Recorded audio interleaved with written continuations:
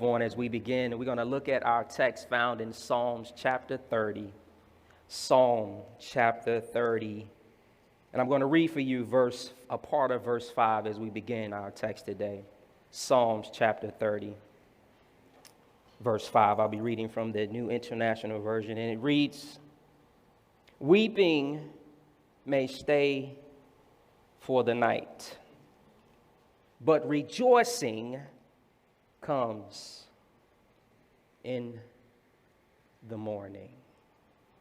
The King James Version, who some think is the holy inspired version, says this. It says, "Weeping may endure for a night, but joy." You know, that's what you got to say. You got to say, because joy cometh in the morning.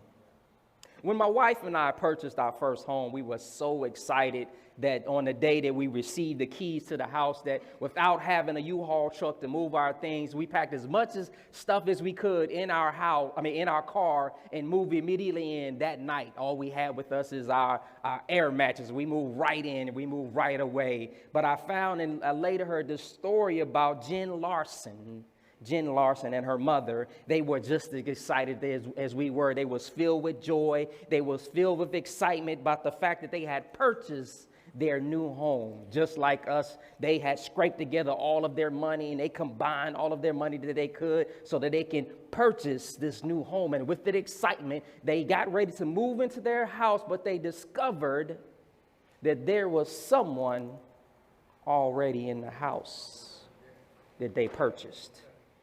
So all of this joy and excitement began to dwindle down just a tad, because someone was living in the house that they had worked for, this dream home, the house that they had desired and worked so hard for. Someone was living in their house, and they called this person a squatter. The squatter decided that they was now going to make this house their own.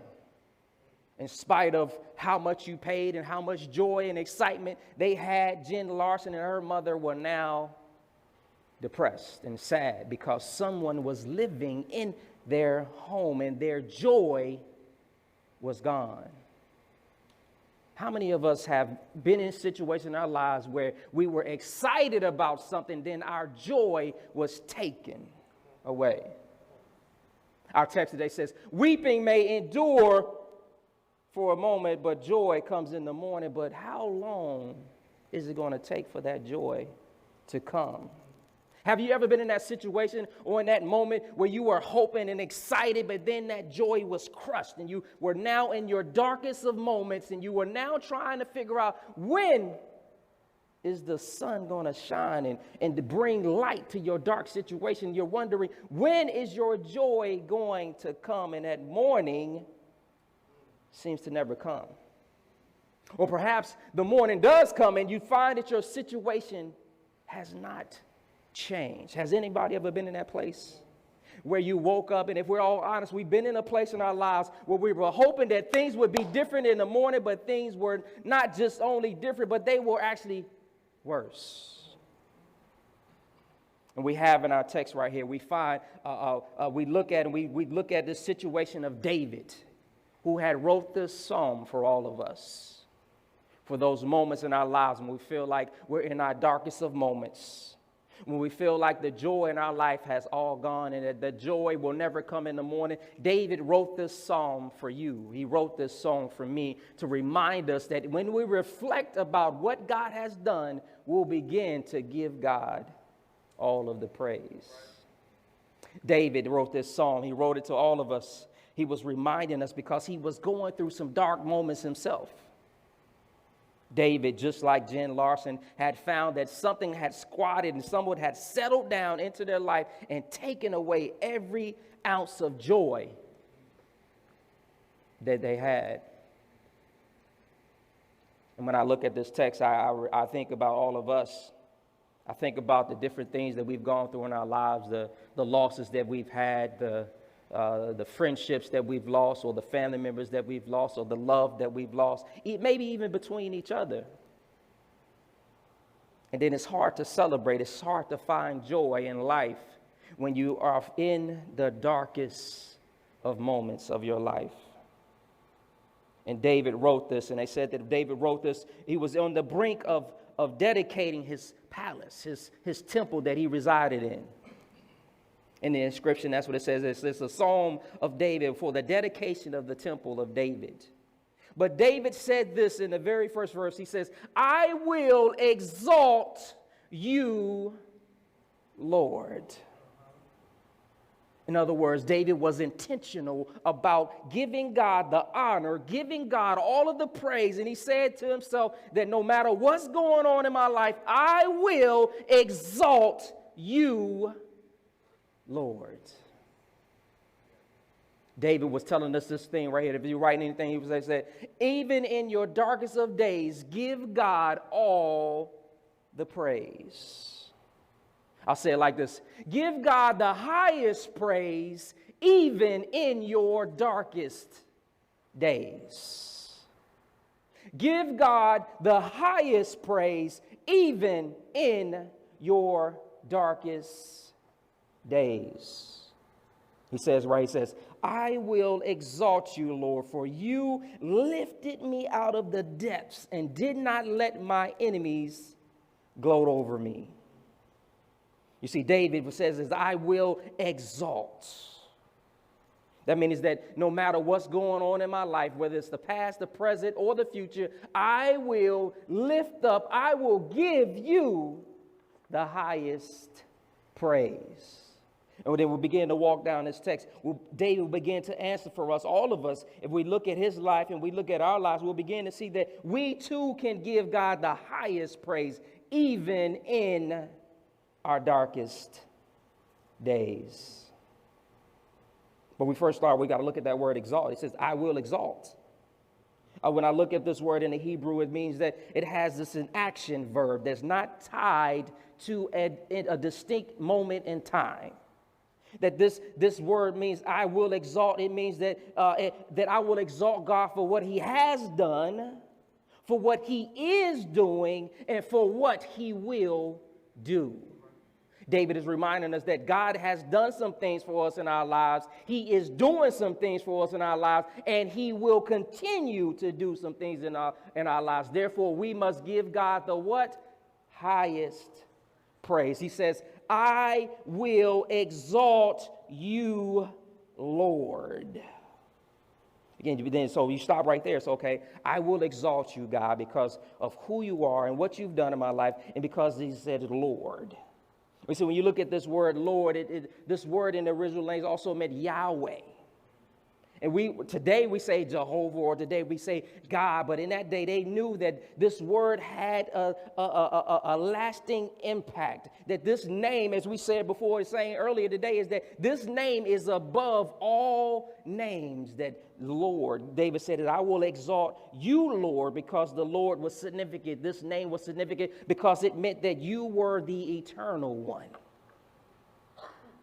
Yahweh, or the word Lord, meant that God is unchanging, that God is self-existent, that God is the creator and sustainer of the earth. Isn't it good to know that we serve someone who is the creator and sustainer of the earth?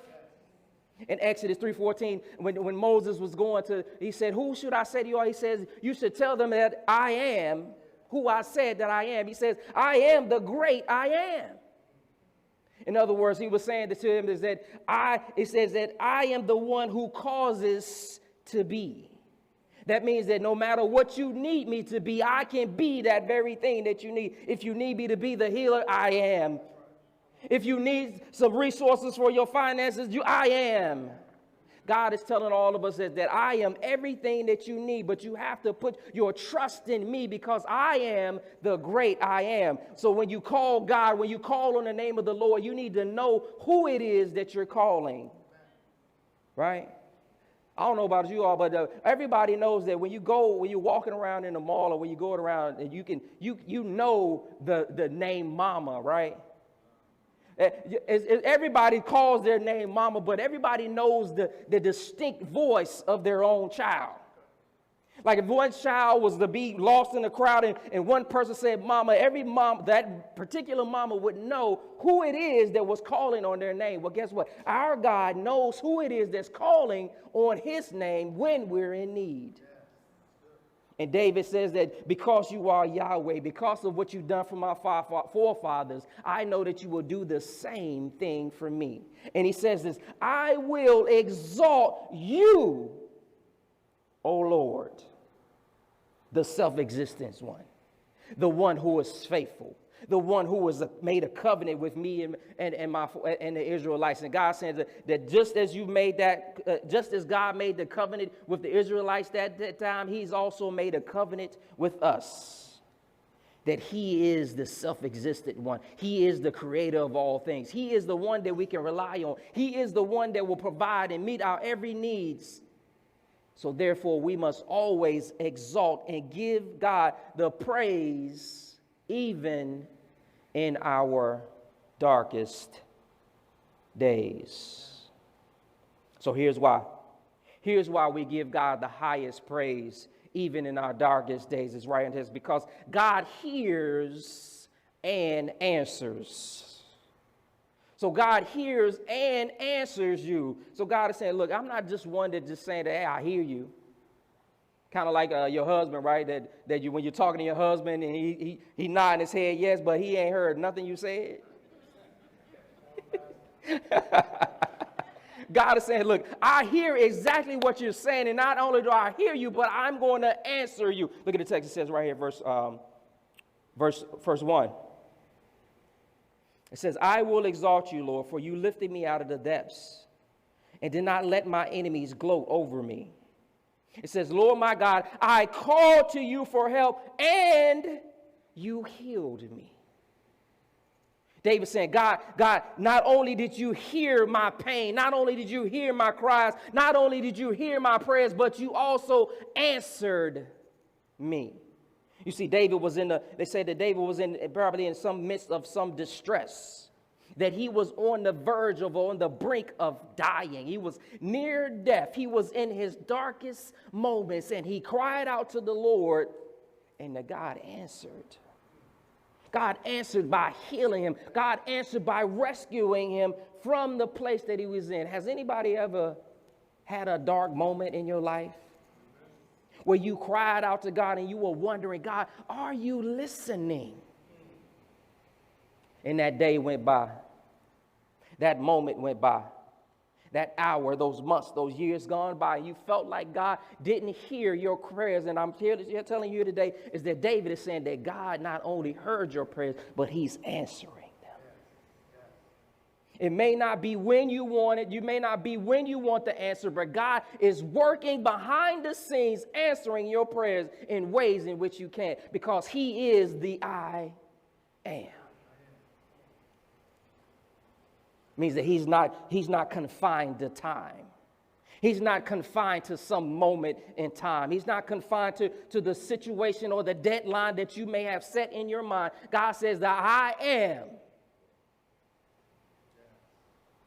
So when you call on God's name, know that God is the sustainer and creator of the world, and he's not confined to some situation or time. David says this.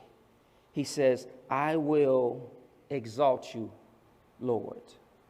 He's telling all of us that give God the highest praise, even in the darkest days. He says, for you lifted me out of the depth and did not let my enemies gloat over me. Lord, my God, I called you for help and you healed me. You, Lord, brought me up from the rim of the dead. David thought he was dead. He thought he was going to die. He was near death. And God did what? Spared him. I know you may be going through some difficult times right now, but I know many of us, it may not be everyone, but somebody in here has gone through some situation where you thought you were going to die. And if it wasn't for God rescuing you, if it wasn't for God bringing you out of that thing, you probably wouldn't be standing here or sitting here or watching right where you are today. And that's worth giving God the what?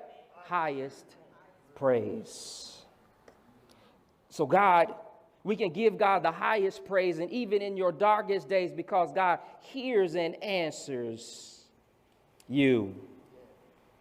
Christy Beam's heart was broken. Her 9-year-old daughter spent oftentimes curled up on the couch, on the sofa, in pain. Christy's Beans was the mother of this little girl, and this little girl had been diagnosed with an incurable digestive disease where she couldn't eat anything, and that for the rest of her, she had numerous surgeries that would try to cure this digestive disease, and she was on pain medication, but she was in so much pain. She was in so much pain, so much so that the little girl said to her mother and said to her family that I would rather die. And all of the prayers and all of the tears, she said that I would rather die because I'm in so much pain. And in any moment that she had of where she would have where she didn't have much energy because she was on a liquid diet or she was on this pain medication. And any moment out of frustration when she had this, she would climb up in this tree in the front yard of her house. And when she climbed up in this tree, this big hollow tree that was in their yard, she ended up falling 30 feet. Here it is, this little girl, 9-year-old, who was struggling with this digestive disease, who was already in so much pain. She was now trapped in the inside at the bottom of this tree after falling 30 feet. And as you can imagine, they rushed and they called the emergency services to try to get her help, to get her some help. And then when the firefighters came, they told the parents that we hate to tell you that when anybody typically falls from 30 feet high, they usually end up paralyzed. So now this little girl, I believe her name was Abadel, was now trapped with this digestive disease and now potentially paralyzed for her life. How can things get any worse? How can the moment of life get any darker? And when they rescued the little girl, they rushed her to the hospital. And when they found that when they rushed to the hospital, they found that not only was she not paralyzed, but she was also now cured from her digestive disease. That digestive disease that she was now found incurable after all of the medical doctors had tried to tend to it and tried to treat it. All the medications they found, nothing could treat it, but it was a result of the fall that she was now cured from her disease. That at the result of her darkest moment in life, she was now cured and now able to go on to be able to live the life that she was designed to live. What am I trying to tell us? That sometimes we're going through these darkest moments in order to get us through and cure us of the things that are holding us back. And the doctor was saying this had to be a miracle. There was nothing else to say, nothing else to do with it. It was a miracle that as a result of this fall, she was now cured. And all of I'm trying to tell us that sometimes our darkest moments are just trying to get us to where God is going.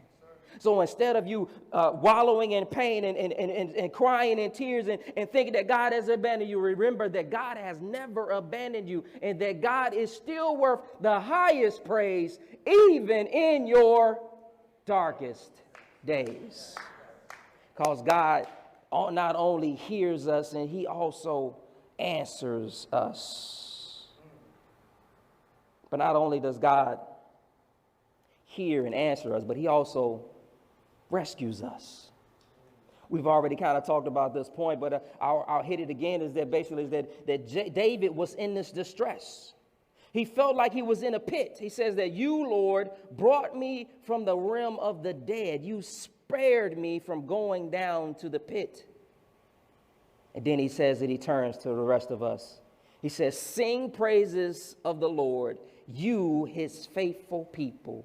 Praise his holy name. I know David's not the only one he's rescued. I know there's somebody in here where God has rescued you from something, or he's rescued you from something or someone, and God is now saying, I am now worthy of all the praise. David saying, look, you who hold faithful people, you have professed and proclaimed to proclaim God as your holy, as the Holy One, as the Savior of your life. You need to now give God all the praise. The psalmist, he said, I had a problem. He was, they said he was either sick and he was knocking on death's door. How many situations have you been in your life where you felt like I'm now knocking on death's door? I don't know which way to turn. I don't know how much longer I'm going to make it. But whatever moment you're in, continue to give God the highest praise. So God, he hears us and answers us. God rescues us. But not only does he rescue us from the brink of death, but God saves us from us. I say it like this. So God saves you from you. How many of us know that we can be full of ourselves sometimes? We think we know it all. We think that we have some experience in our lives, and we think we know all the answers in it. And sometimes we get ourselves into trouble. Am I the only one that has gotten themselves into some trouble because I thought I knew what I was doing? David is saying that David realizes that God saved him from himself. And God is telling us that God has saved you from you with your nasty behind, as my pastor would say. Look at the text. It's right here. It says, verse 5, for God's anger lasts only a moment, but his favor lasts a lifetime. Weeping may stay for the night, but rejoicing comes in the morning. And when I felt secure, I said, I will never be shaken. This is David.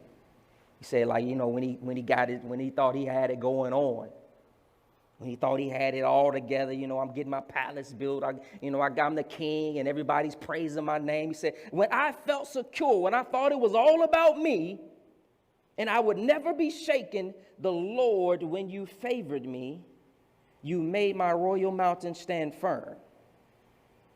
But when you hid your face, I was dismayed.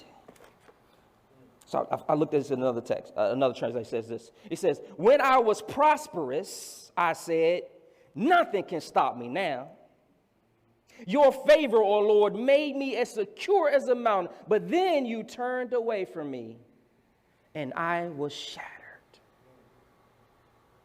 David was reminding us all that you are where you are only because of God. I don't care how much academic status you have. I don't care how much money you have in the bank or not have in the bank. That you are who you are and where you are only because of me. And if you ever get it twisted, I'm going to shatter your hopes and dreams. Anybody ever had some hopes and dreams shattered? You thought I was going to get this. I thought I was going to do all this. But then God said, hold up. Boo-boo. Who do you think you are? Had to get us in check. Because sometimes, I don't know about you all, but sometimes my pride can get in the way. As they say, you started smelling yourself. Also, so y'all had them same mamas and them. You smelling yourself. God had to remind David, look, you smelling yourself. You thought it was all about you. You thought you was doing this and you thought you was doing all these great things. But now I'm going to make sure you know that your success is all because of me. In other words, David said he had become intoxicated with his own success. That's a warning to all of us. That sometimes our darkest days come as a result because we begin to smell and begin intoxicated with our own selves. God had to humble David, and just as he's humbled David, I'm sure he's humbled us in this room before. You got that big check and you spent it all up and now you can't pay your next bill. Or you wanted you some him, or you wanted her, you some her, and now they're causing you the most grief you've ever had in your life. God has rescued us from ourselves. And unfortunately, that comes by a way of humbling sometimes. And David said that. He says that, look, in Proverbs 16:18, it says this: for pride, then the crash. The bigger the ego, the harder the fall.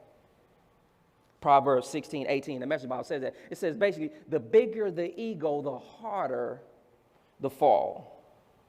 Here we are listening to David as he's reflecting on his life. One who is the king of, who's been the king, the man's man, a warrior. He said, look, I've made some mistakes. I know for sure. You know, David was going after to try to be the king. He became the king. He had people hailing his name. But David sinned, committed adultery, had a man murdered to cover up his sins. And as a result of the pain that he caused in someone else's life, he too experienced death in his own family too, because his baby died. And then he had a turmoil and drama in his entire family as a result of what he did. His pride had gotten too big. David thought that he could have what he wanted. And David was humbled. Just when he thought he was secure in his foundation, secure in, look, I'm in my bag. I'm doing my thing. I know what I know, and nobody can stop me. God had to humble him. God rescued him from himself. Now imagine that some of us, there's many of us in this room, that God has had to rescue us from ourselves, if we're honest. When God had to put us in check. And God put him in check so that he could go on to write this letter for us. To remind us that even in our darkest of days, we still need to give God the praise.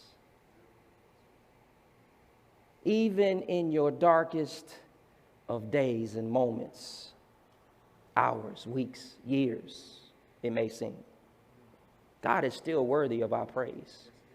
He's still worthy of all our glory. Because without him, we will fall. You may be in some pain right now. You may not be able to move as quickly as you desire. You may not be able to do the things that you desire, but you still have breath. You still have life. And no matter how dark your moment is, you can still give God the highest of praise. But we have to make a choice. Because David says in the first verse, says, I will. What will you do? Will you choose to praise God even in your darkest of days? Because God is answering our prayers. He's showing us time after time in our life that I am rescuing you. I'm saving you. There's so many accidents that go on the road every single day. And there's something, I don't know about you, but how many of you have nodded off at some point in time behind that wheel? Or you found yourself in one destination, you didn't even know how you got there. It was God that was guiding you. It was God that was rescuing you from something. So he is worthy of our highest praise. I'll close with this. When I was growing up, my parents, I used to love riding bikes so much so that it seemed like every birthday, my parents would always get me a bike. I ain't talking about like a motorcycle. You know, I'm scared of motorcycles, but, you know, a riding bike. You know, we used to ride around the neighborhood and, you know, every once in a while we should sneak off a little further than we should, you know, but hey, we ain't gonna talk about all that. But we would ride this bike. And then I didn't realize how easy riding a bike had become to me and how difficult actually riding a bike is until I began to try to teach my kids how to ride a bike. Each one had their own experience, and I would like to say I was successful, but I was not. As I tried to teach my kids how to ride the bike, and I didn't realize how important balance was to riding a bike. And so they would get on the bike and they would be all wobbly. And I would try to ride behind them or go behind them and they would still be wobbly. And many times they would fall. But it was those times and those moments when I put my hand on the bike and I would ride with them. I'm here, I'm running back and forth with them, trying to hold on and keep them up, keep them from falling. And they would go this way, and it was my son, and he would always thought he could do it by himself. And he'd take off, and I couldn't hold my hand on to him, and he would fall and crash and bust up his knee, and he would be bleeding and stuff.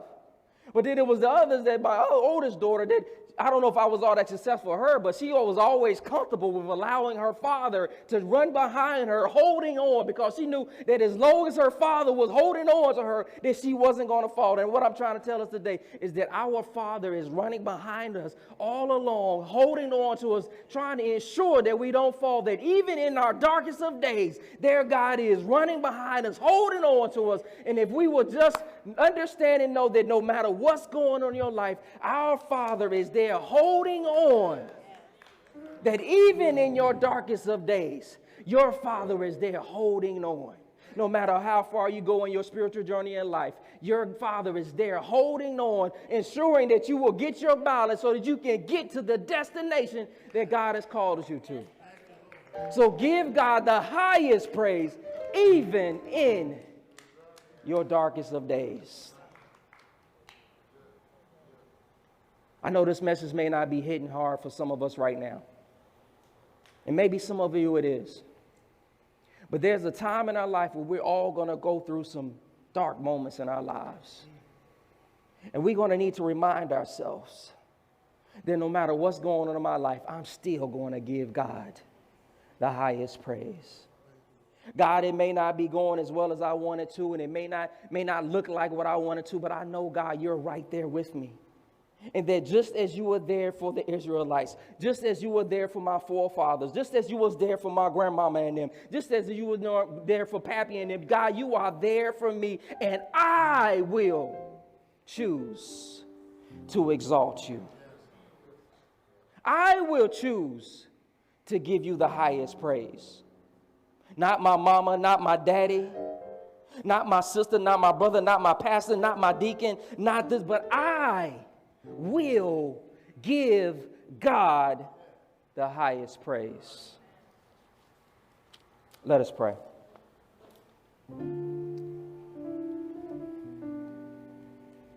God, you have the name above all.